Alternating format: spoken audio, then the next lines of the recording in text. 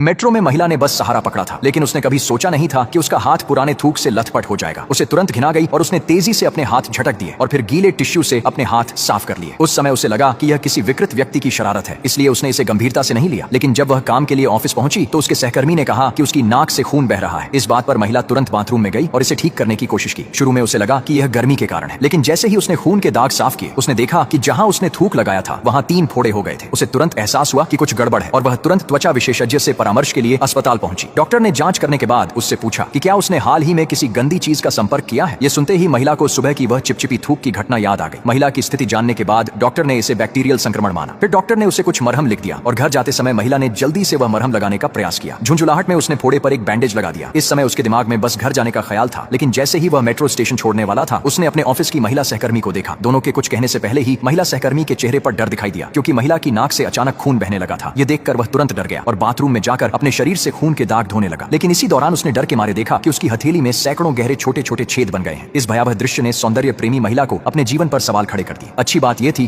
कि यह सब एक बुरा सपना था और इस समय वह ऑफिस में थी। हालांकि वह अभी भी डरी हुई थी। उसने अपनी हथेली देखी और पाया कि उसकी हथेली पर वाकई एक बैंडेज चिपका हुआ था। अपने संदेह की पुष्टि करने के लिए उसने बैंडेज हटाने का फैसला किया, लेकिन इस समय उसकी सहकर्मी ने उसे रोक लिया। दरअसल कंपनी में दूसरी महिला सहकर्मी के लिए जश्न मनाया जा रहा था, क्योंकि उसके मिलियन फॉलोअर्स हो गए थे। देखते ही देखते उसकी दुश्मन भूता ब्लॉगर ने कुछ ही दिनों में 10 लाख फॉलोअर्स हासिल कर लिए। यह देखकर वह तुरंत बाथरूम में जाकर उल्टी करने लगी। घर लौटते समय महिला का मन बहुत उदास था। अचानक उसे अपनी नाक में कुछ अजीब सा महसूस हुआ और जैसे ही उसने छुआ, वहां से खून बहने लगा। यहाँ तक कि उसकी हथेली पर भी बहुत छोटे छोटे छेद हो गए थे। उसे एहसास हुआ कि पहले की सारी घटनाएं सिर्फ सपना नहीं थी। इसलिए ट्रेन के आने पर वह जल्दी से बाथरूम में चला गया। जब उसने अपने हाथ का बैंडेज उतारा तो दहशत में देखा कि न सिर्फ उसकी हथेली पर छोटे छोटे घावों की भरमार थी, बल्कि उसकी गर्दन पर भी संक्रमण फैल चुका था। ये देखकर सौंदर्य प्रेमी महिला इसे सहन नहीं कर पाई और तुरंत मरहम लगाने की तैयारी की, लेकिन उसके हाथ से मरहम नीचे गिर गया और उसके प्रतिक्रिया देने से पहले ही बाहर से एक हाथ ने उसे उठा लिया। लेकिन इस समय महिला बाहर जाकर बात करने की हिम्मत नहीं कर पा रही थी। जैसे ही वह सोच रही थी कि अब क्या करना है, उसकी हथेली पर अजीब तरह से पौधे उगने लगे और यहाँ तक कि उसके चेहरे पर भी पल भर में वह पूरी तरह से एक पौधे की तरह हो गया। बाथरूम में बैठकर उसने जीवन शक्ति खो दी। मेट्रो में बैठी लड़की ने डर के मारे देखा कि थोड़ी दूर पर एक महिला, जिसका सिर पट्टी से बंधा था, घूर रही थी। इसने लड़की को तुरंत चौंका दिया और उसने बिना कुछ कहे दूसरी मेट्रो लेने के लिए उतरने का फैसला किया। लेकिन जब वह चुपचाप मेट्रो का इंतजार कर रही थी तो आश्चर्यजनक रूप से वह पट्टी वाली महिला उसके पीछे आ गई और अचानक उसकी नाक की तारीफ करने लगी। शिष्टाचारवश छोटी मीनाक्षी ने सिर्फ धन्यवाद कहकर जवाब दिया। लेकिन आश्चर्य की बात यह थी कि पट्टी वाली महिला जैसे टेप रिकॉर्डर की तरह लगातार वही बार दोहरा रही थी। जब छोटी मीनाक्षी ने पट्टी वाली महिला की सन की हरकतें देखी और उसके हाथ में पेशाब की बोतल देखी तो उसे तुरंत समझ आ गया कि वह महिला पागल है। इसलिए उसने फौरन उससे दूरी बना ली। लेकिन वह पट्टी वाली महिला जैसे उसके पीछे पड़ गई थी और छोटी मीनाक्षी के प्रतिक्रिया देने से पहले ही उसने उसके साथ 123 लकड़ी का इंसान खेलना शुरू कर दिया। छोटी मीनाक्षी ने जैसे ही राहगीरों से मदद मांगने की कोशिश की तो उसने देखा कि आसपास के लोग उस पट्टी वाली महिला को अनदेखा कर रहे थे। छोटी मीनाक्षी को तुरंत एक बुरा एहसास हुआ। अगर आसपास के लोग उस पट्टी वाली महिला को नहीं देख पा रहे हैं तो इसका मतलब है कि वह इंसान नहीं है। अपने संदेह की पुष्टि के लिए उसने जल्दी से अपना फोन निकाला और कैमरा चालू किया। उसने देखा कि वास्तव में कैमरे में पट्टी वाली महिला का कोई निशान नहीं था और उससे भी ज्यादा डरावनी बात यह थी कि उसके हाथ में असल में कोई पेशाब नहीं थी, बल्कि वह एक बोतल बेहद संक्षारक सल्फ्यूरिक एसिड थी। यह स्पष्ट था कि वह उसकी शक्ल बिगाड़ना चाहती थी। छोटी मीनाक्षी डर के मारे भागने लगी, लेकिन वह पट्टी वाली महिला उसके पीछे लगी रही और उसे छोड़ने का कोई इरादा नहीं था। डरी हुई छोटी मीनाक्षी लगातार भागती रही जब तक कि वह पूरी तरह थक नहीं गई। उसे लगा कि उसने आखिरकार पीछा छुड़ा लिया, लेकिन तभी छत की पत्तियां अचानक से टिमटिमाने लगी और उसके पीछे से अचानक एक हंसी की आवाज आई। यह देखते ही वह इतना डर गया कि वही जमीन पर बैठ गया। उसी समय वह पट्टी वाली महिला भी उसके पास आई और उस पर झपट पड़ी। डरी हुई छोटी मीनाक्षी तेजी से बाथरूम में चली गई। अब उसे इस बात की परवाह नहीं थी कि वह इंसान है